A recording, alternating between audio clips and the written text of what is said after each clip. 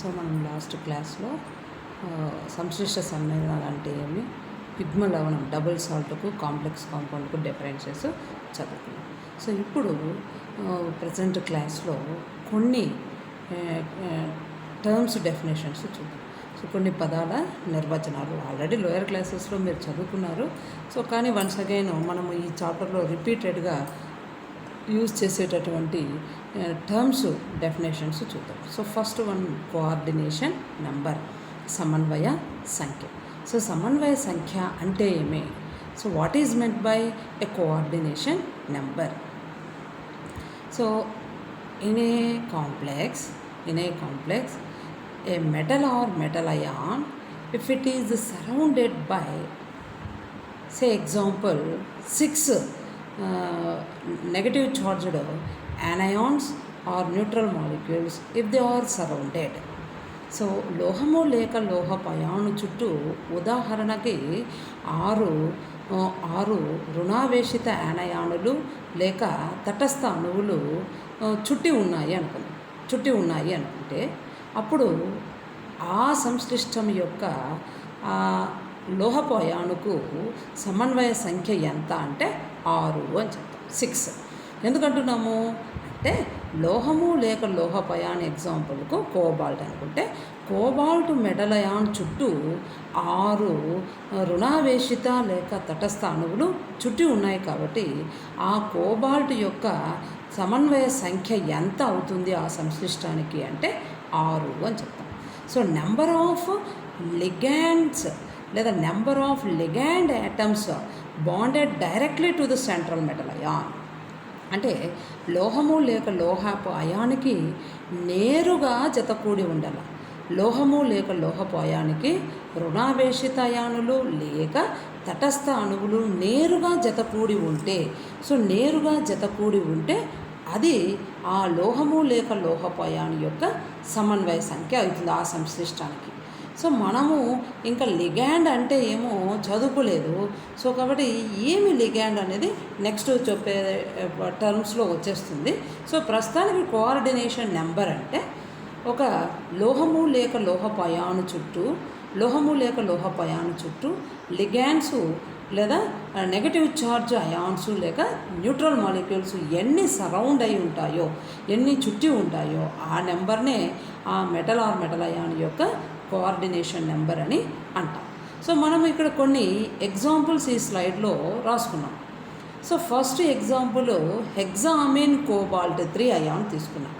హెక్సామీన్ cobalt 3 అయాన్లో cobalt +3 oxidation స్టేట్లో ఉన్నప్పుడు ఈ సంశ్లిష్టానికి కోఆర్డినేషన్ నెంబర్ ఎంత అంటే అక్కడ 6 NH3 ఇక్కడ neutral molecules, 6 NH3 neutral molecules cobalt +3 చుట్టూ ఉన్నాయి కాబట్టి దీని సమన్వయ సంఖ్య ఎంత ఈ సంశ్లిష్టంలో కోబాల్ట్ +3కి అంటే 6. కాబట్టి కోఆర్డినేషన్ నెంబర్ను మనము CNతో డినోట్ చేస్తాం. కోఆర్డినేషన్ నెంబర్ సమన్వయ సంఖ్యను CNతో సూచిస్తాం కాబట్టి సో ఈ సంశ్లిష్టంలో సమన్వయ సంఖ్య ఎంత మెటల్ అయాన్కు అంటే 6 అని చెప్తున్నాం. సో నెక్స్ట్ది డయామీన్ అర్జినేట్ రాసిన డయామీన్ అర్జినేట్ లేదు డయామీన్ అర్జినేట్ను సంశ్లిష్టంలో డయామీన్ అర్జినేట్ అయాన్ సంశ్లిష్టంలో ఎన్ని NH3లు ఉంటున్నాయంట? 2 NH3లు ఒక సిల్వర్ అయాన్ చుట్టూ ఉన్నాయి. సో 2 NH3లు ఉన్నాయి కాబట్టి ఆ సంశ్లిష్టంలో సిల్వర్ అయాన్ యొక్క సమన్వయ సంఖ్య ఎంత అంటే 2. సో నెక్స్ట్ మూడవ ఎగ్జాంపుల్ ట్రిస్ ఇథిలీన్ డయామీన్ కోబాల్ట్ 3. సో దీన్ని పేర్లు నేను ఎట్లా పెడుతున్నాను అనేది నెక్స్ట్ నామెన్క్లేచర్లో వస్తుంది. సో ప్రస్తుతానికి ఆ ఎగ్జాంపుల్స్ పేర్లు చెప్పుకోకుండా మనము ఎక్స్ప్లెయిన్ చేయలేము కాబట్టి సో నేను నేమింగ్తో డైరెక్ట్గా చెప్తున్నాను. సో ట్రిస్ ఇథిలీన్ డయామీన్ కోబాల్ట్ 3లో ఇథిలీన్ డయామీను అక్కడేమో నెంబర్ 3 వేసినాను, కానీ నేను చదివేటప్పుడు కూడా ట్రిస్ అని చదివినాను. కానీ సమన్వయ సంఖ్య 6 అంటున్నాను. సమన్వయ సంఖ్య 6.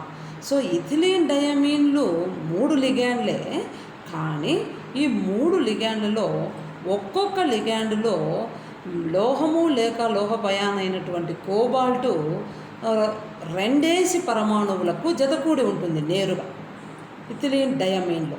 సో కాబట్టి డైఅమీన్ NH2లు 2 ఉంటాయి. సో కాబట్టి నైట్రోజన్ 2 నైట్రోజన్ పరమాణుకాలకి నేరుగా కోబాల్ట్ జతకూడి ఉంటుంది. సో కాబట్టి 2 3 6.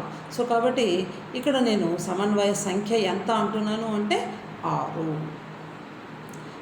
అంటున్నాను.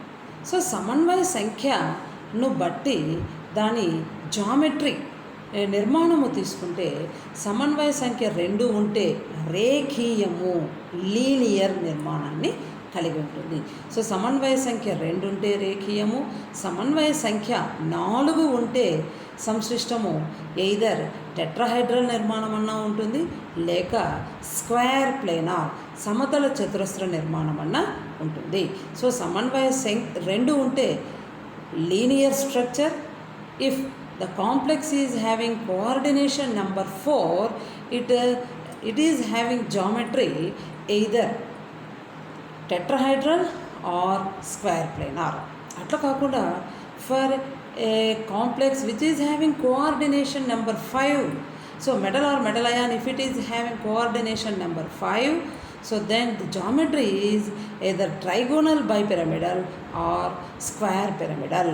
సో సమన్వయ సంఖ్య 5 ఉంటే సంశ్లిష్టము ట్రైగోనల్ బైపిరమిడల్ నిర్మాణాన్నన్నా కలిగి ఉంటుంది, సమతల పిరమిడల్ నిర్మాణాన్నన్నా కలిగి ఉంటుంది.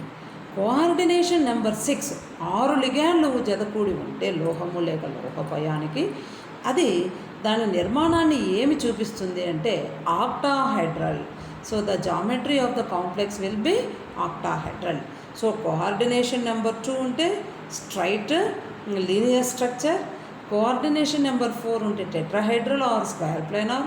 If coordination number is 5, the complex will have geometry either trigonal bipyramidal or square pyramid. Or if a complex, in a complex the metal or metal ion is having coordination number 6, it is having octahedral structure, octahedral structure. So సమన్వయ సంఖ్య 2 ఉంటే రేఖీయ నిర్మాణము, సమన్వయ సంఖ్య 4 ఉంటే అది tetrahedral నిర్మాణంలోన ఉంటుంది, సమతల చతురస్ర నిర్మాణంలోన ఉంటుంది. సమన్వయ సంఖ్య 5 ఉంటే ట్రైగోనల్ బైపిరమిడల్ నిర్మాణము కానీ సమతల పిరమిడల్ నిర్మాణం కానీ ఉంటుంది, లేక సమన్వయ సంఖ్య 6 ఉంటే ఆక్టాహైడ్రల్ నిర్మాణాన్ని కలిగి ఉంటుంది. సో ఇది సమన్వయ సంఖ్యను గూర్చి, అంటే ఒక లోహము లేక లోహపయాను సంశ్లిష్టంలో ఒక లోహము లేక లోహపు అయాను చుట్టూ ఎన్నేసి లిగాండ్లు నేరుగా జతకూడి ఉన్నాయి, ఆ సంఖ్యనే మనం సమన్వయ సంఖ్య అంటున్నాం. So in a complex through a metal or metal ion the number of ligands attached is known as coordination number. అంతే సమన్వయ సంఖ్య అని అంటాము. ఆ సంఖ్య ఏం చెప్తుంది అంటే జామెట్రీ నిర్మాణాన్ని చెప్తుంది. ఏమి కోఆర్డినేషన్ నెంబర్ 4 ఉంటే ఏం నిర్మాణం ఉంటుంది, 6 ఉంటే ఏం నిర్మాణం ఉంటుంది, 2 ఉంటే ఏం ఉంటుంది జామెట్రీ అనేది మనము చెప్పగలుగుతాం. సో ఇది కోఆర్డినేషన్ నెంబర్, సమన్వయ సంఖ్య. దీన్ని దేంతో డినోట్ చేస్తాము అంటే CN, capital C capital N. So CN ఉంది అంటే అది ఏమి కోఆర్డినేషన్ నెంబర్. సో సంశ్లిష్టంలో మనం ఈ కోఆర్డినేషన్ నెంబర్ వర్డును లేదా ఈ టర్మ్ను యూజ్ చేస్తాం. So next complex ion. So సంశ్లిష్టంలో ఇప్పుడే మనము differences between double salt and complex చదివేటప్పుడు అనుకున్నాం. సో డబుల్ సాల్ట్ అయితే ఈచ్ కన్స్టిట్యూయెంట్ అయాన్స్గా అయనైజ్ అవుతుందని. మరి కాంప్లెక్స్ తీసుకుంటే కాంప్లెక్స్ బిగ్గర్ స్క్వేర్ బ్రాకెట్స్లో ఉన్నదాన్ని మనం కాంప్లెక్స్ అయాన్ అంటాం. అంటే బిగ్గర్ స్క్వేర్ బ్రాకెట్కు లెఫ్ట్ సైడ్ ఉండేది కానీ రైట్ సైడ్ ఉన్న పార్ట్ కానీ అది అయనైజ్ అయిపోతుంది. ఇంకా బిగ్గర్ స్క్వేర్ బ్రాకెట్ అట్లే స్టేబుల్గా ఉంటుంది, దాన్నే మనం కాంప్లెక్స్ అయాన్ అంటే. కోఆర్డినేషన్ స్పియరే complex ion. So a complex ion has ఏమేమి ఉంటుంది కాంప్లెక్స్ అయాన్లో? మెటల్ ఆర్ మెటల్ అయాన్ ఉంటుంది. ఆ మెటల్ ఆర్ మెటల్ అయాన్ చుట్టూ ఈ కోఆర్డినేషన్ నెంబర్ ఎంత ఉంటే అన్ని లిగాండ్స్ సరౌండ్ అయి ఉంటాయి, నేరుగా లింక్ అయి ఉంటాయి. సో మెటల్ ఆర్ మెటల్ అయాన్కు లిగాండ్స్ జతకూడి ఉంటాయి, నేరుగా జతకూడి ఉంటాయి కాబట్టి అవి స్టేబుల్. సో ఆ పార్టునంతా దాన్నంతా మనము సమన్వయ కుండలినే మనం సంశ్లిష్ట అయాను అంటాం. సమన్వయ కుండలి. ఇప్పుడు బిగ్గర్ స్క్వేర్ బ్రాకెట్ ఉంది. బిగ్గర్ స్క్వేర్ బ్రాకెట్ లోపల ఎవరున్నారు? సెంటర్లో మెటల్ అయాన్ ఉంది, మెటల్ ఆర్ మెటల్ అయాన్. ఈ మెటల్ ఆర్ మెటల్ అయాన్కు నేరుగా ఎవరు జతకూడి ఉన్నారు? లిగాండ్స్ జతకూడి ఉన్నారు. సో అది కాంప్లెక్స్ అయాన్. కాంప్లెక్స్ అయాన్ అంటే బిగ్గర్ స్క్వేర్ బ్రాకెట్లో ఉన్న పార్ట్. ఆ కాంప్లెక్స్ ఆ బిగ్గర్ స్క్వేర్ బ్రాకెట్ పైన ప్లస్ ఉందా, మైనస్ ఉందా, లేదు న్యూట్రల్ అయ్యిందా అనేది ఆ complex nature metal or metal ion మీద కానీ డిపెండ్ అవుతుంది. సో కాబట్టి మనము అది బ్రీఫ్గా నెక్స్ట్ చెప్పుకుంటాము. So complex ion has a metal or metal ion at its center with a number of other molecules or ions surrounding it. దాని చుట్టూ తటస్థాణువులైనా ఉంటాయి, రుణావేశిత అయానులైనా ఉంటే ఆ పార్టునంతా కలిపి నేను కాంప్లెక్స్ అయాన్ అని అంటాను. సో మనం ఇక్కడ ఈ స్లైడ్లో మనం అబ్జర్వ్ చేస్తే హెగ్జామీన్ కోబాల్ట్ 3 అయాన్ రాస్తున్నాను. Hexammine cobalt 3 ion. Hexammine cobalt 3 అయాన్లో కోబాల్ట్ పైన హెగ్జామీన్ కాదు. సో హెగ్జామీన్ కోబాల్ట్ 3లో hexammine cobalt 3 1 2 3 4 5. So hexammine cobalt 2 అని రాసినా. Hexammine cobalt 2. So hexammine cobalt 2 ion. Next రెండవది హెగ్జాఆక్వో ఫెర్రిక్, అది ferrite 3 ion. Hexaaqua ferrite 3 ion. Next diaqua tetrammine copper. Diaqua tetrammine copper 2 ion.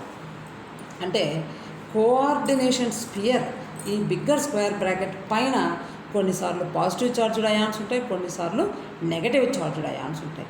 హెగ్జాస్ అయనో ferrite 3 ion, అది negative charge. Hexacyanoferrite 3 ion negative charge.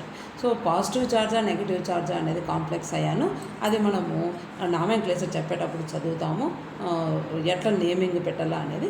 So complex ion అంటే ఏమి అంటే bigger square bracket నెత్తి మీద plus ఉందా, minus ఉందా, న్యూట్రల్ ఉందా, అది మనం కాంప్లెక్స్ అయాన్గా కన్సిడర్ చేస్తాం. ఏమేమి ఉంటాయి కాంప్లెక్స్ అయాన్లో అంటే మెటల్ ఆర్ మెటల్ అయాన్ చుట్టూ ఉన్నటువంటి లిగాండ్స్ ఉంటాయి. ఆ లిగాండ్స్ నెగిటివ్ ఉన్నాయా, పాజిటివ్ ఉన్నాయా, న్యూట్రల్ ఉన్నాయా అన్న దానిపైన కోఆర్డినేషన్ స్పియర్ నెత్తి మీద పాజిటివ్ ఉంటుందా, నెగిటివ్ ఉంటుందా, న్యూట్రల్ ఉంటుందా అనేది డిపెండ్ అయి ఉంటుంది. సో కాబట్టి ఇది కాంప్లెక్స్ అయాన్. సో నెక్స్ట్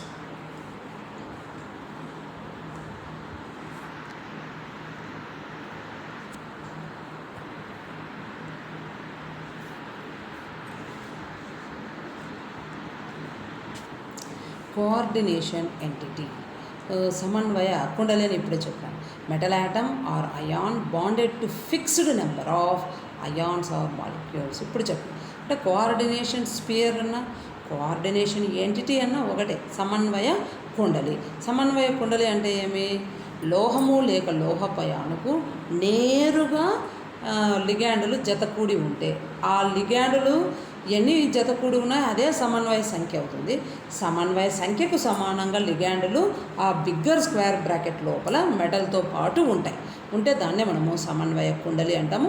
అది బిగ్గర్ స్క్వేర్ బ్రాకెట్తో డినోట్ చేస్తాం. ఇక్కడ మనం రాసుకున్న కాంప్లెక్స్లో ఇక్కడ సమన్వయ కుండలిలో కోబాల్ట్ వేసినాను. సో అది వేయకూడదు, ఇక్కడ చిన్న మిస్టేక్ జరిగింది. ట్రయామిన్ తీసుకున్నాను. Triamine trichloro cobalt 3, trichloro cobalt 3 complex. So మీరు ఇంతకుముందు గమనిస్తే హెగ్జామీన్ కోబాల్ట్ 3 అయాన్ అన్నాను. ఇక్కడ వచ్చేసరికి ట్రయామిన్ ట్రైక్లోరో కోబాల్ట్ 3 కాంప్లెక్స్ అంటున్నాం. ఎందుకు ఇట్లా మనం నామెన్క్లేచర్లో ఒకసారి అయాన్ అంటున్నాము, ఒకసారి కాంప్లెక్స్ అంటున్నాము. సో ఒక చోట ఏట్ అనేది యాడ్ చేస్తున్నాము, కాపరేట్ అనో కాపర్ అనో లేదో అర్జినేట్ అనో అట్లా ఎందుకు యాడ్ చేస్తున్నాము అనేది మనం నామెన్క్లేచర్లో డిస్కస్ చేసుకుంటాం. సో ఇక్కడ రాసుకున్న ఎగ్జాంపుల్లో కోబాల్ట్ చుట్టూ 3 క్లోరైడులు 3 NH3లు జత కూడి ఉన్నాయంట నేరుగా. అంటే ఒక మెటల్ ఆర్ మెటల్ అయాన్ ఇక్కడ ఎవరు కోబాల్ట్, ఏ ఆక్సీకరణ స్థితి +3 ఆక్సిడేషన్ స్టేట్. సో ఈ కాంప్లెక్స్లో కోబాల్ట్ +3 ఆక్సిడేషన్ స్టేట్లో కోఆర్డినేషన్ నెంబర్ ఎంత అవుతుంది, సమన్వయ సంఖ్య అంటే 6 అంటున్నా. ఎట్లా చెప్తున్నావు నువ్వు 6 అని అంటే 3 NH3 న్యూట్రల్ లిగాండ్స్తో పాటుగా 3 నెగిటివ్ లిగాండ్స్ క్లోరైడ్స్ కూడా జతకూడి ఉన్నాయి. సో 3 క్లోరైడ్ అయాన్స్ ఉన్నాయి, 3 NH3 న్యూట్రల్ మాలిక్యూల్స్ మనకు కోబాల్ట్కు నేరుగా జతకూడి ఉన్నాయి, కోబాల్ట్కు నేరుగా జతకూడి ఉన్నాయి. సో కాబట్టి ఈ కాంప్లెక్స్లో కోఆర్డినేషన్ నెంబర్ ఎంత 6. ఎన్ని క్లోరైడ్స్ జతకూడి ఉన్నాయి 3, ఎన్ని అమీన్స్ జతకూడి ఉన్నాయి 3, 3 + 3 కలిపితే 6. కాబట్టి కాంప్లెక్స్కు coordination number 6. So 3 chloride ions 3 NH3 neutral molecules నేరుగా జతకూడి ఉన్నాయి. సో ఇదంతా కలిపి నేనేమంటున్నాను, కోఆర్డినేషన్ ఎంటిటీ, సమన్వయ కుండలి అంటున్నాను. సో ఇది సమన్వయ కుండలి లేక కోఆర్డినేషన్ స్పియర్.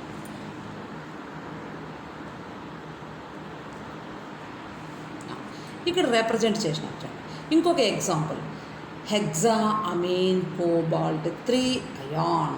హెక్సాఅమీన్ కోబాల్ట్ 3 అయాన్లో ఈ కాంప్లెక్స్లో మీరు అబ్జర్వ్ చేస్తే ఏమేమి చెప్పినాను, oxidation number, cobalt oxidation number పైన వేసిన, అంటే కోబాల్ట్ మెటల్ అయాన్ది కాదు, ఓవరాల్ కోఆర్డినేషన్ స్పియర్ది అది.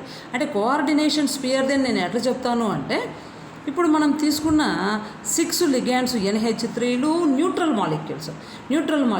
NH3 0 తటస్థ, అది 0 దాని ఆక్సీకరణ స్థితి, 6 × 0 0. కాబట్టి దాని ఆక్సీకరణ స్థితి ఎన్నవుతుంది, ఎన్ని ఉన్నా అది 0నే. సో కాబట్టి కోబాల్ట్ +3 ఆక్సిడేషన్ స్టేటు, +3లో నుండి 0 తీసేస్తే +3నే. సో కాబట్టి కోఆర్డినేషన్ స్పియర్ మీద కూడా నేను +3నే వేసినాను. అంటే కాంప్లెక్స్లో మెటల్ కోబాల్ట్ అయితే ఇక్కడ NH3 లిగాండ్లు అయినాయి. NH3 లిగాండ్లు ఎన్ని ఉన్నాయి, 6 లిగాండ్లు ఉన్నాయి, 6 NH3 లిగాండ్లు ఉన్నాయి. కాబట్టి ఈ సంశ్లిష్టము హెక్సాఅమీన్ కోబాల్ట్ 3 సంశ్లిష్టపు అయానుకు సమన్వయ సంఖ్య 6 అయింది. ఎందుకు అంటే 6 NH3లు ఉన్నాయి కాబట్టి. ఇక్కడ మెటలు కోబాల్ట్, ఈ మెటలు ఏ స్థితిలో ఉంది, +3 ఆక్సీకరణ స్థితిలో ఉంది, అది ఆక్సీకరణ స్థితి. సమన్వయ కుండలికి ఎంత వస్తోంది ఆక్సీకరణ స్థితి అంటే +3. ఇంతకుముందున్న సంశ్లిష్టము తీసుకుంటే, ఇంతకుముందున్న కాంప్లెక్స్కు తీసుకుంటే మీరు triamine trichloro cobalt, triamine trichloro cobalt 3 complex అది. ఎందుకు +3లకు -3లు ఉన్నాయి, అంటే Cl-1 ఆక్సీకరణ స్థితి, క్లోరిన్కు ఆక్సీకరణ స్థితి -1. సో -1 ఇంటూ ఎన్ని ఉన్నాయి క్లోరైడ్లు, 3 ఉన్నాయి, -1 × 3 -3. కోబాల్ట్ ఆక్సీకరణ స్థితి +3, +3 -3 క్యాన్సిల్ అయిపోతాయి. సో +3 -3 క్యాన్సిల్ అయిపోతాయి కాబట్టి కోఆర్డినేషన్ స్పియర్ మీద 0, న్యూట్రల్ అది. సో కాబట్టి అది న్యూట్రల్ కాంప్లెక్స్ అన్న. ఇక్కడికి వచ్చేసరికి ఇక్కడ ఏమైంది, 6 NH3లు ఉన్నాయి, 6 NH3లు న్యూట్రలే, తటస్థము. సో కాబట్టి 6 × 0 6, 6 × 0 0, ఆక్సీకరణ స్థితి 0 NH3. సో కాబట్టి 0 దేంట్లో తీసేయాలి, +3లో తీసేస్తే ఎంత వస్తుంది, +3నే వస్తుంది. సో కాబట్టి ఓవరాల్ కోఆర్డినేషన్ స్పియర్ మీద కూడా +3 వచ్చింది. ఇంతకుముందు తీసుకున్న కోబాల్ట్ కాంప్లెక్స్ అక్కడ న్యూట్రల్ అయింది, ఇక్కడికి వచ్చేసరికి అది క్యాటయాన్ అయి కూర్చోంది. సో ఇది మీరు ఈ విధంగా అనాలిసిస్ చేయడం అనేది బై ప్రాక్టీస్ ప్లస్ దీంట్లో విషయాలు టర్మ్స్ లేదా ఆక్సిడేషన్ స్టేట్స్ కానీ ఐడియా వచ్చింది, కోఆర్డినేషన్ నెంబరు ఇవన్నీ న్యూట్రలా నెగిటివా పాజిటివ్ లిగాండా అనేది నీకు ఐడియా వచ్చింది అంటే so you can analyse which one is cation which one is anion అనేది నువ్వు అక్కడ అనలైజ్ చేయగలుగుతావు. So next charge number of complex ions. So the net charge carried by complex ion అంటే కోఆర్డినేషన్ స్పియర్ మీద +2 ఉందా, +4 ఉందా, -2 ఉందా, అసలు 0 ఉందా, నేను ఎట్లా క్యాలిక్యులేట్ చేయాలా, అదే ఇంతకుముందు చెప్పింది కూడా. సో ఇక్కడ మరొక ఎగ్జాంపుల్లో చెప్తున్నాం. Charge number of hexacyanoferrate. So హెక్సాసైనోఫెర్రేట్కు ఛార్జు ఎంత, కాంప్లెక్స్ అయాన్కు ఎంత ఉంటుంది, -4 అని నాకు ఎట్లా వస్తుంది అంటే, ఈ కాంప్లెక్స్లో ఐరన్ Fe +2 స్టేట్లో ఉంది, +2 స్టేట్లో ఉంది. అక్కడ కోఆర్డినేషన్ నెంబర్ 6 ఉన్న లిగాండ్స్ ఎన్ని ఉన్నాయి, సిఎన్లు 6 ఉన్నాయి. సిఎన్లు ఏంటివి, సిఎన్ ఆక్సిడేషన్ స్టేటు -1. సో సిఎన్ -1 ఇంటూ 6, -1 ఇంటూ 6 ఎంత అవుతుంది, -6. -6లో +2 తీసేసేయండి, -6లో +2 తీసేస్తే -4 వస్తుంది. సో కాబట్టి ఆ కాంప్లెక్స్ అయాన్కు ఛార్జ్ ఎంత అంటే -4, నెట్ ఛార్జ్ ఎంత అంటే -4. సో అది యానయానిక్ కాంప్లెక్స్ అవుతుంది. యానయానిక్ కాంప్లెక్స్ ఎట్లా నువ్వు చెప్పగలుగుతున్నావు అంటే, metal or metal ion oxidation state first వేసుకోవాలి. ఇక్కడ +2 metal ion oxidation state. Metal ఎవరున్నారు, ఐరన్ ఆక్సిడేషన్ స్టేట్ ఇక్కడ +2. కోఆర్డినేషన్ నెంబర్ ఎంత ఉంది, 6 సిఎన్లు కాబట్టి 6. నెక్స్ట్ సిఎన్లు ఏంటివి, లిగాండ్లు. ఏ టైప్ ఆఫ్ లిగాండ్లు, 3 రకాల లిగాండ్స్ ఉన్నాయి, నెగటివా, పాజిటివా, న్యూట్రలా. ఇక్కడ మనం తీసుకున్నది నెగటివ్ లిగాండ్. 6 ఇంటూ -1, 6 ఇంటూ -1 ఇక్కడ వేసినట్టు చూడండి, 6 ఇంటూ -1, 6 ఇంటూ -1 చేస్తే ఎంత వస్తుంది, -6. -6లో +2 తీసేసేయండి, -6లో +2 తీసేస్తే -4. So net charge of the metal, net charge of the complex, net charge of the complex ion ఏమైపోతుంది, -4. ఇట్లా మనము ఛార్జ్ను క్యాలిక్యులేట్ చేస్తాం. అర్థమైందా. సో నెక్స్ట్ సో ఇన్ని చెప్పేటప్పుడు ప్రతి మారు మనము నెగిటివ్ అని ఒకసారి, న్యూట్రల్ అని ఒకసారి చెప్తూ వచ్చినాం. ఏమి ఇది అంటే, సో ఇది లిగాండ్స్ క్లాసిఫికేషన్లో చెప్పుకుంటాం. అసలు లిగాండ్స్ అంటే ఎవరు, వేటిని మనము లిగాండ్స్ అని అంటాము అంటే, లిగాండ్స్ అంటే a species which is having free electron pair. So స్వేచ్ఛా స్థితిలో, బంధములో పాల్గొనకుండా స్వేచ్ఛా స్థితిలో ఎలక్ట్రాన్ జంటలను కలిగి ఉండాలి. సో ఫ్రీ ఎలక్ట్రాన్ పెయిర్ ఉండాలి. ఫ్రీ అంటే అక్కడ మీనింగ్ ఏమి, నాన్ బాండింగ్ ఎలక్ట్రాన్ అంటే బంధంలో పాల్గొనకుండా ఎలక్ట్రాన్ జంటలను కలిగి ఉండాలి. సో ఫ్రీ ఎలక్ట్రాన్ పెయిర్ ఉంటే, దేనికి ఉంటే అది లిగాండ్ అయిపోతుంది. అది న్యూట్రల్ అన్నా అయ్యుండొచ్చు, పాజిటివ్ అన్నా అయ్యుండొచ్చు, నెగటివ్ అన్నా అయ్యుండొచ్చు. సో తటస్థం అయి ఉండొచ్చు, పాజిటివ్ అయి ఉండొచ్చు, లేదా రుణావేశం ఉండేదైనా అయ్యుండొచ్చు. సో ఉంటే అది లిగాండ్. సో చార్జెస్ ఏదన్నా ఉన్నాయి, ప్లస్ ఉన్నాయి, మైనస్ ఉన్నాయి, న్యూట్రల్ ఉన్నాయి, బట్ అది ఏమీ కలిగి ఉండాలా, ఫ్రీ ఎలక్ట్రాన్ పెయిర్ను కలిగి ఉండాలి. స్వేచ్ఛా స్థితిలో ఎలక్ట్రాన్ జంటలను కలిగి ఉంటే, సో స్వేచ్ఛా స్థితిలో ఎలక్ట్రాన్ జంటలను కలిగి ఉంటే దాన్నే మనము లిగాండ్ అంటాం. So A species which is having free electron pair, స్వేచ్ఛా స్థితిలో బంధంలో పాల్గొనకుండా స్వేచ్ఛా స్థితిలో ఎలక్ట్రాన్ జంటలను కలిగి ఉన్న జాతి, దాన్నే మనం లిగాండ్ అంటాం. సో లిగాండ్స్ ఇక్కడ క్లాసిఫికేషన్ రాసినాను. Mono, poly, ambidentate ligands. అంటే లిగాండు ఎన్ని ఎలక్ట్రాన్ జంటలను దానం చేస్తుంది అంటే సంఖ్య, number of electron pairs donate చేస్తుందో ఆ నెంబర్ను బేస్ చేసుకొని ఈ క్లాసిఫికేషన్. మోనో, సో ఇక్కడ 3నే వేసినాము, బట్ యాక్చువల్గా monodentate ligands, bidentate ligands, పాలీడెంటేట్ ligands అని 3 టైప్స్గా మనం రాసుకుంటాము. బట్ ఇక్కడ ఈ క్లాసిఫికేషన్ కూడా ఒక రకం, మోనోడెంటేట్, పాలీ, యాంబిడెంటేట్. ఫస్ట్ మోనో అంటే ఒకే ఒక ఎలక్ట్రాన్ జంటను దానం చేయాలి. మోనోడెంటేట్ అంటే ఒక ఎలక్ట్రాన్ జంటను దానం చేస్తే అది మోనోడెంటేట్. బైడెంటేట్ అంటే ఒకే లిగాండు 2 ఎలక్ట్రాన్ జంటలను దానం చేయడం, 2 ఎలక్ట్రాన్ జంటలను దానం చేస్తే అది బైడెంటేట్. పాలీడెంటేట్ అంటే మోర్ దాన్ 2 pairs, 2 కంటే ఎక్కువ ఎలక్ట్రాన్ జంటలను దానం చేస్తే అది పాలీడెంటేట్. ఇంకా యాంబీడెంటేట్ లిగాండ్స్ అంటే ఎగ్జాంపుల్కి ఇక్కడ NO2 ఇచ్చినారు, నైట్రో. NO2 ఒక మారు నైట్రో ఫామ్లో ఉంటే ఒక మారు నైట్రిటో ఫామ్లో ఉంటుంది. సో నైట్రిటో ఫామ్లో ఉన్నప్పుడు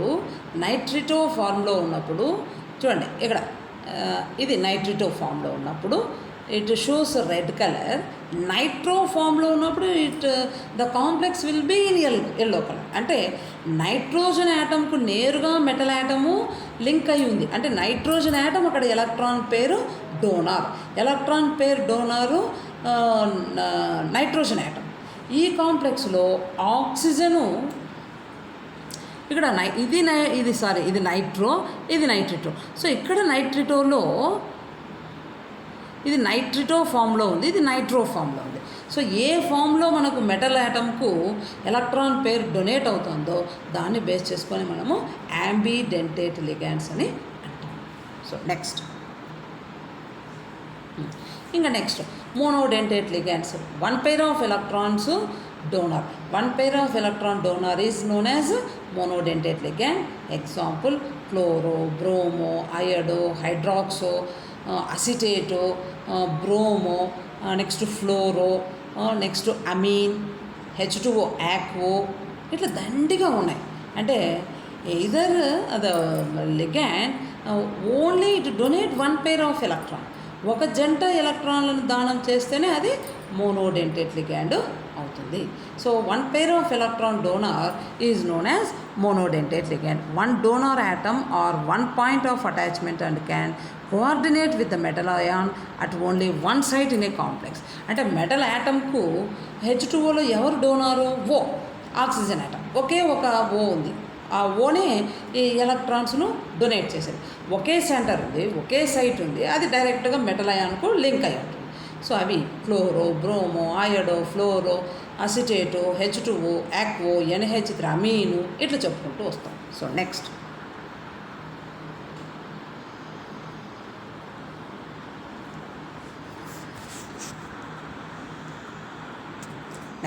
పాలీ ఆర్ మల్టీడెంటేట్ లిగాండ్స్. అంటే more than 2 pair of electron if it donated by a ligand. So 2 లేక 2 కంటే ఎక్కువ ఎలక్ట్రాన్ జంటలను దానం చేస్తే అవి పాలీడెంటేట్.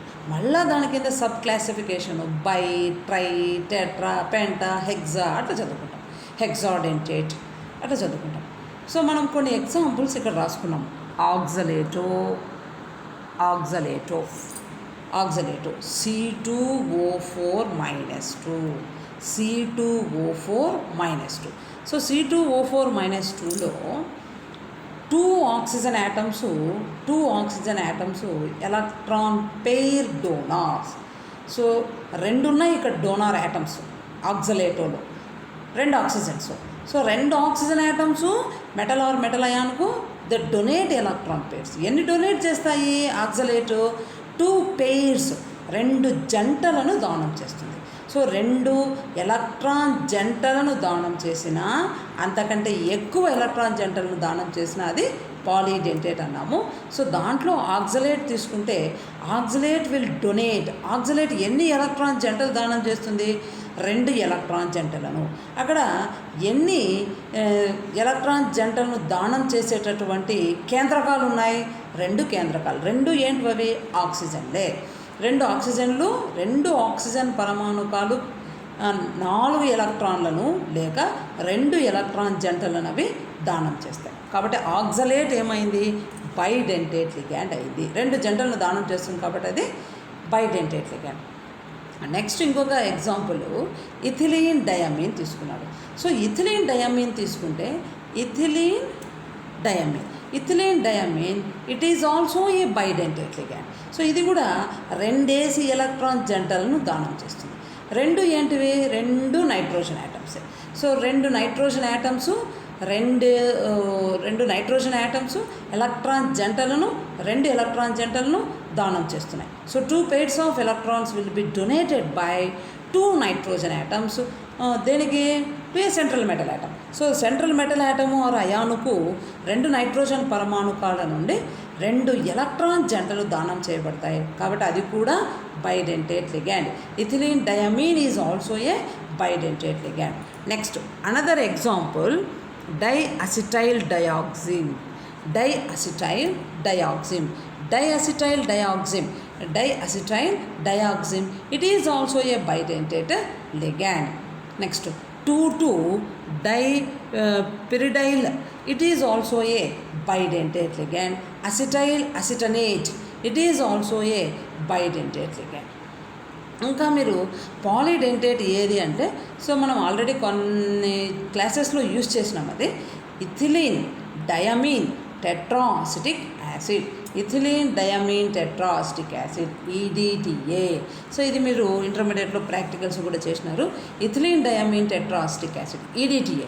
So ethylene diamine tetraacetic acid is a polydentate ligand. So ఇది polydentate ligand. It donate electron pairs. ఎన్ని డొనేట్ చేస్తుందంటే, it donate 6 pair of electrons, 6 electron జంటలను దానం చేస్తుంది.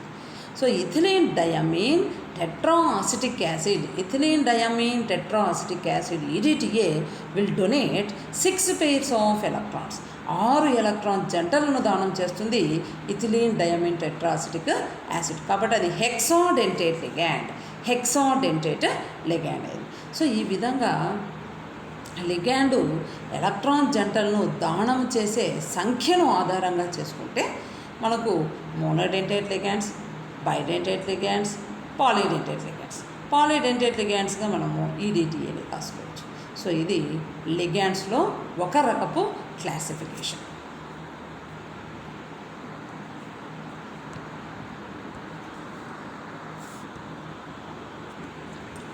So next, so based on the number of electron pair donor, ligands are classified into 3 types. లిగ్యాండులు ఎన్ని electron జంటలను దానం చేస్తున్నాయో ఆ సంఖ్యను బట్టి మనం 3 రకాలు ఇప్పుడు చదువుకున్నాం. ఒకటి మోనోడెంటేట్ అని, రెండవది బైడెంటేట్ అని, మూడవది పాలిడెంటేట్ అని చదువుకున్నాం. సో వాటికి రిలేటెడ్ ఎగ్జాంపుల్స్ కూడా రాసుకున్నాం. సో నెక్స్ట్ క్లాసిఫికేషన్ ఏమి అంటే, బేస్డ్ ఆన్ ద చార్జ్, ఆవేశాన్ని బట్టి, లిగ్యాండ్పై గల ఆవేశాన్ని బట్టి 3 రకాలుగా వర్గీకరించింది. సో ఏంటివి అంటే, negative ligands, positive ligands, neutral ligands. Negative, positive, neutral. A ligand which is not having any charge, charge లేనటువంటి లిగ్యాండ్స్ను తటస్థ లిగ్యాండ్లు అంటారు. If a ligand is having negative charge on it, రుణావేశం ఉంటే దాన్ని నెగటివ్ లిగ్యాండ్స్ లేదా యానయానిక్ లిగ్యాండ్స్ అంటాం. సో మనం ఇక్కడ యానయానిక్ అని రాసుకున్నాము అంటే మళ్ళా కాంప్లెక్స్లో క్యాటయానిక్ కాంప్లెక్స్, యానయానిక్ కాంప్లెక్స్, అక్కడ మనం కన్ఫ్యూజ్ అవుతాము. కాబట్టి ఇక్కడ యానయానిక్ అన్న ప్లేస్లో నెగటివ్ చార్జ్డ్ లిగ్యాండ్ అని రాసుకుంటే మనకు కన్ఫ్యూజన్ ఉండదు అనుకుంటున్నా. సో న్యూట్రల్ అంటే తటస్థ రాసుకోండి, బట్ యానయానిక్ అన్న ప్లేస్లో నెగటివ్ లిగ్యాండ్స్. సో మనం నోట్స్లో నెగటివ్ అనే రాసినాము, ప్రాబ్లం లేదు. సో నెగటివ్ లిగ్యాండ్స్ అంటే నెగటివ్ ఛార్జ్ ఉన్న లిగ్యాండ్స్. ఇప్పుడు వాటి నేమింగ్ మీరు గమనించినారు అంటే, H2O is a neutral molecule. NH3 it is also a neutral ligand. C ఎంత సైజు ఉంటే, O కూడా అంతే సైజు ఉంటే దాన్ని carbonyl. CO carbonyl, that is carbon monoxide. Nitrosyl NO. ఇవి ఈ 4 ఛార్జ్ లేనివి. కాబట్టి ఈ 4ని దేని కింద వేసినాను? న్యూట్రల్ లిగ్యాండ్స్, తటస్థ లిగ్యాండ్ల కింద రాయేసాను. సరే నెక్స్ట్, యానయానిక్ లేదా నెగటివ్ ఛార్జ్ లిగ్యాండ్స్ తీసుకుంటే F- ఫ్లోరో, Cl- chloro, Br- bromo, I- iodo, OH- హైడ్రాక్సో, Cn- సయనో. అంటే న్యూట్రల్ లిగ్యాండ్స్, యానయానిక్ లిగ్యాండ్స్ లేదా నెగటివ్ ఛార్జ్ లిగ్యాండ్స్ తీసుకుంటే. సో ఇక్కడ మనము నేమింగ్ అబ్జర్వ్ చేసినామంటే డిఫరెంట్గా ఉంది. H2Oని యాక్వో అంటున్నాం. NH3ని మనం ఏమంటాం జనరల్గా? అమ్మోనియా. అమ్మోనియా అనే ప్లేస్లో మనం ఇక్కడ ఏ రాస్తున్నాము న్యూట్రల్ లిగ్యాండ్ను అమీన్ అమీన్. సిఓ కార్బన్ మొనాక్సైడ్ను కార్బొనైల్, ఎన్ఓని నైట్రోసిల్. నెక్స్ట్ యానయానిక్ లిగ్యాండ్స్ తీసుకుంటే మనము ఎఫ్ మైనస్ని ఏమంటాం యాక్చువల్గా fluoride, chloride, bromide, I D E add చేస్తాం. ఐడిఈ పేరుకు చివరిలో ఐడ్ ఐడ్ ఐడ్ అని వాడుతుంటాం. సో ఇక్కడికి వచ్చేసరికి నెగటివ్ చార్జ్డ్ లిగ్యాండ్స్కు నేమింగ్ వచ్చేసరికి దాని ఎండింగ్లో ఐడిఈ కొట్టేసి ఐడిఈ ప్లేస్లో ఓ యాడ్ చేస్తాం. ఓ ఫ్లోరో.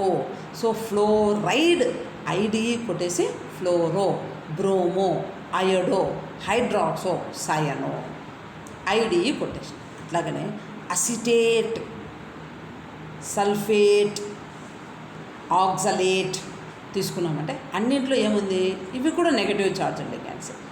Sulphate A T E, acetate A T E, oxalate A T E ఉన్నాయి. ఇక్కడ కూడా ఆ ఏటీఈ కొట్టేసి సల్ఫేటో, అసిటేటో, నెక్స్ట్ ఆక్సలేటో, ఓ ఓ అంటున్నాం. అసిటేటో, సల్ఫేటో, ఆక్సలేటో అంటే నెగటివ్ చార్జ్డ్ లిగ్యాండ్స్కు జనరల్గా యూజ్ చేసే నేమ్స్ ఐడిఈ, ఏటీఈతో ఎండ్ అవుతాయి. ఐట్, ఎయిట్ అని ఎండ్ అవుతాయి. అవి ప్లేసుల్లో ఓ యాడ్ చేస్తున్నాం అంతే. ఫ్లోరో, నైట్రో, బ్రోమో, హైడ్రాక్సో, సయనో, అసిటేటో, నెక్స్ట్ ఈ తీసేస్తున్నాం. ఏటీఈలో అసిటేటో. అర్థమైందా? అక్కడ అన్నీ నేమింగు ఓతో ఎండ్ అవుతాయి, ఓతో ఎండ్ అవుతుంది. అది మనం అక్కడ నేమింగ్ అబ్జర్వ్ చేయాల్సింది. Next metal ions in complex anions. Metal ions in complex. So ఇక్కడ నేను ఏం చేస్తున్నాను అంటే నామెన్క్లేచర్ కూడా చెప్తున్నాను ఒక్కొక్క స్లైడ్లో, మీరు అబ్జర్వ్ చేయాలి అంతే. అర్థమైందా? So names of some metal ions in complex anion. సంశ్లిష్టము రుణావేశితమైతే, సో జనరల్గా ఇప్పుడే చెప్పినాను మనకు 3 టైప్స్ ఆఫ్ కాంప్లెక్సెస్ ఉన్నాయి. Neutral complex, negative charged complex that is cationic complex,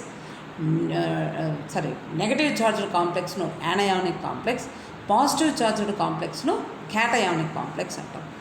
so తటస్థ సంశ్లిష్టము, రుణావేశిత సంశ్లిష్టము, ధనావేశిత సంశ్లిష్టము అని 3 రకాల సంశ్లిష్టాలు మనకు ఉన్నాయి.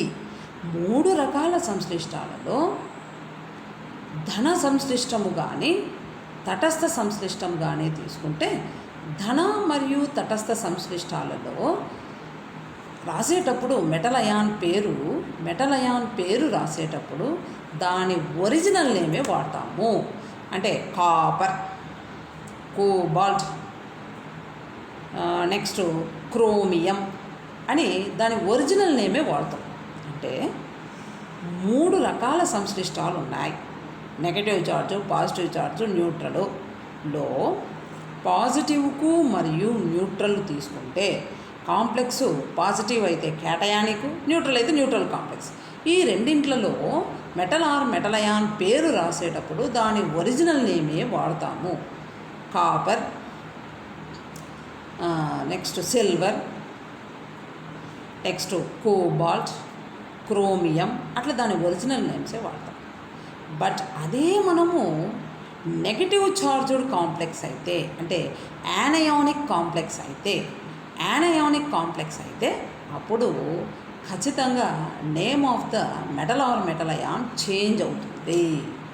సో లోహము లేక లోహపు అయాన్ యొక్క ఆవేశము మార్పు చెందుతుంది.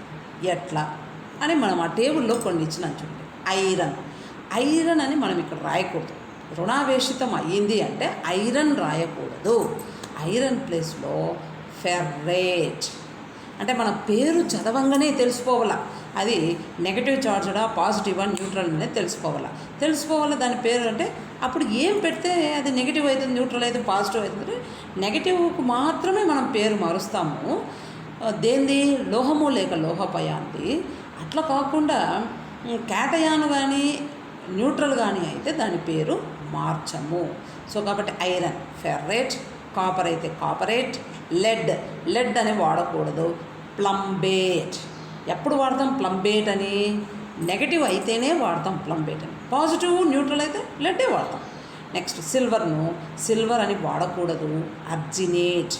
గోల్డ్ అయితే అరేట్, టిన్ అయితే స్టనేట్. అన్నిటికీ ఏం కొన్నాము? ఏట్ వాడుతున్నాం. అంటే న్యూట్రలు పాజిటివ్ అయితేనే దాని original name as it is రాస్తాము. గోల్డ్ అనో, సిల్వర్ అనో, ఐరన్ అనో రాసుకుంటాం. బట్ ఒక నెగటివ్ ఛార్జ్డ్ యానయానిక్ కాంప్లెక్స్ అయితే, కాంప్లెక్స్ యానయానిక్ ఛార్జ్ ఉండేది అయితే అప్పుడు అది యానయానిక్ కాంప్లెక్స్ అవుతుంది. అంటే కోఆర్డినేషన్ స్పియర్ మీద ఉండాలి charge. Net charge negative charge అయితే అప్పుడు మెటల్ అయాన్కి కొంతమంది అనుకుంటారు మెటల్ అయాన్ నెగటివ్ ఛార్జ్ ఎట్లా వస్తుందబ్బా మేడం ఎట్లా చెప్పింది అనుకుంటారు. బట్ నేను ఇక్కడ చెప్తా ఉండేది మెటల్ అయాన్ నెగటివ్ అయితే అని కాదు. సో దయచేసి కొంచెం కాన్సన్ట్రేట్ చేయండి. లోహం పైన ఎప్పుడు ధనావేశము లేదా న్యూట్రల్ ఉంటుంది. సో పాజిటివ్ ఛార్జ్ కానీ న్యూట్రల్ ఉంటుంది. అంతేగాని మెటల్ పైన నెగటివ్ ఛార్జ్ ఉంటే అని నేను చెప్పడం లేదు. మెటల్ పైన పాజిటివ్ న్యూట్రల్ ఉంటుంది.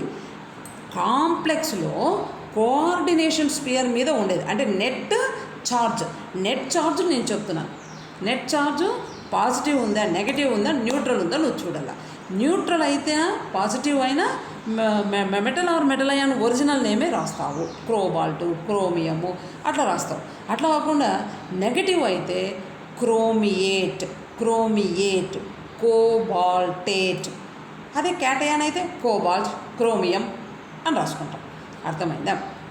నెట్ ఛార్జ్ ప్లస్ ఉందా, మైనస్ ఉందా, న్యూట్రల్ ఉందో చూసి దాని నేమింగ్ పెట్టాల్సి ఉంటుంది. సో నువ్వు పెట్టేటప్పుడు ఎవరిని మార్చమంటున్నాను? మెటల్ అయాన్ పేరును మార్చండి. ఫెర్రేట్, కాపరేట్, ప్లంబేట్, అర్జినేట్, అరేట్, స్టెనేట్ అని ఇట్లా మీరు మారుస్తారు. సో ఇది మెటల్ అయాను ఇన్ కాంప్లెక్స్ యానయాన్. అక్కడ టేబుల్ హెడ్డింగ్ ఏమి ఇచ్చినా కాంప్లెక్స్ యానయాన్ అయితే, కాంప్లెక్స్ యానయాన్ అయితేనే ఈ టేబుల్లో ఈ విధంగా మనం ఫెర్రేట్ ఇది అని రాస్తాం. సో నెక్స్ట్ ఇప్పుడు చెప్పినవన్నీ ఈ కింద point by point rules mention చేసినాం. ఈ రూల్స్ను ఒక్కొక్క రూల్ను చదువుకొని మనము naming of the complex easy అవుతుంది. సో ఇది ఇంకా నెక్స్ట్ క్లాస్లో స్టార్ట్ చేస్తాం. Okay, thank you.